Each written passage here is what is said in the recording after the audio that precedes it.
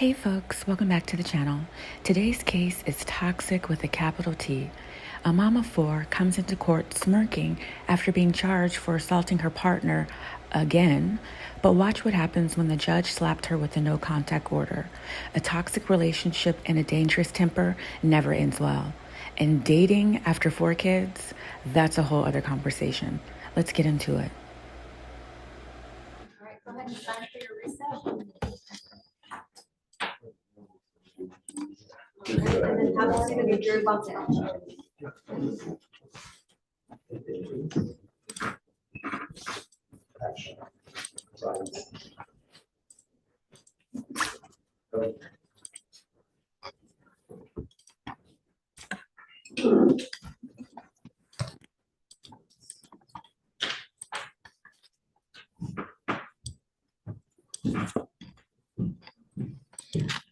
Calandria Baker.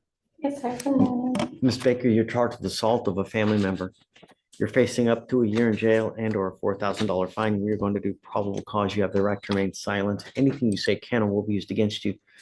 You have the right to have an attorney present if you cannot afford one. One will be appointed to you, ma'am. On September 2nd, 2024, law enforcement officers were dispatched to a disturbance at a residence. The complainant stated that he was in the bedroom asleep until he was awakened by his hair being pulled, stating that he felt pain. The complainant stated that the defendant was on top of him while he was in the bed. The complainant also stated that the defendant began striking, scratching, and pulling on his hair with her hands, causing pain. The law enforcement officer observed several red scratch marks on the complainant's chest, rib, and lower stomach area, along with redness and bruising on his left arm near the armpit area. The complainant and the defendant in this case are dating with 4 children. She has a prior aggravated assault against the same person, I see. What happened in that case? Is she knife, gun? Looks like car and knife. The defendant attempted to run the complainant over, went inside that apartment, grabbed a knife, pointed at the complainant, slashed the knife across his left arm, sustained minor cuts. Well, Complainant sustained minor cuts.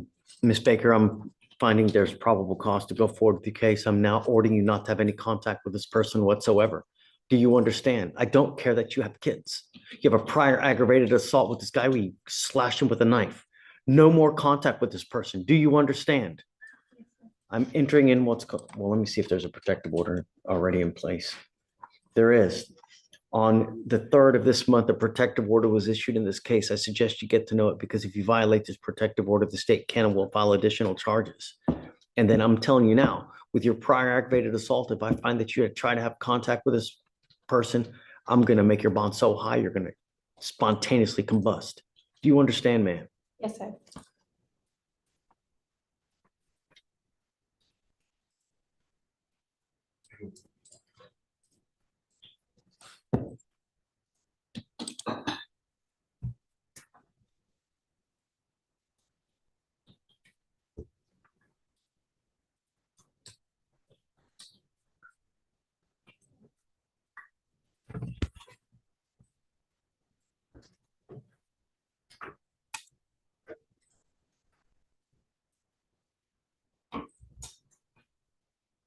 Are you still living in the same place?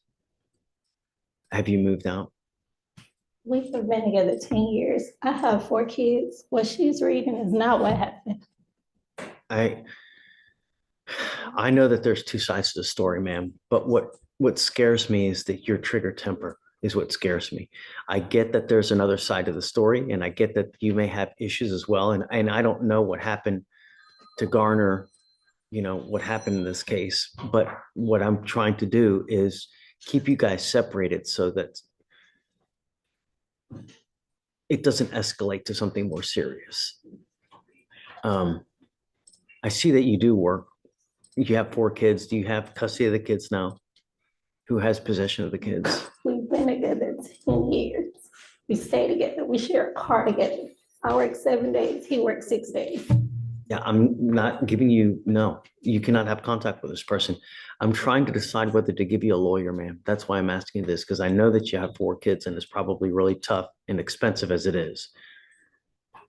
Would you like to apply for an appointed lawyer, ma'am? Your other option is you can go hire one.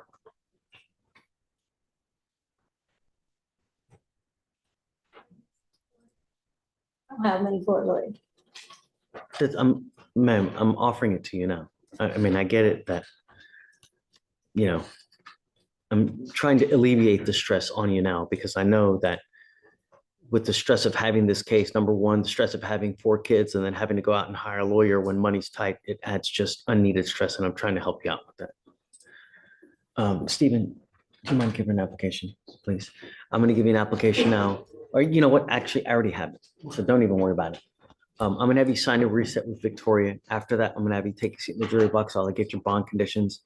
I'm gonna ask you, ma'am, we need you to sign these bond conditions. After that, I'll find you a lawyer to speak to, okay?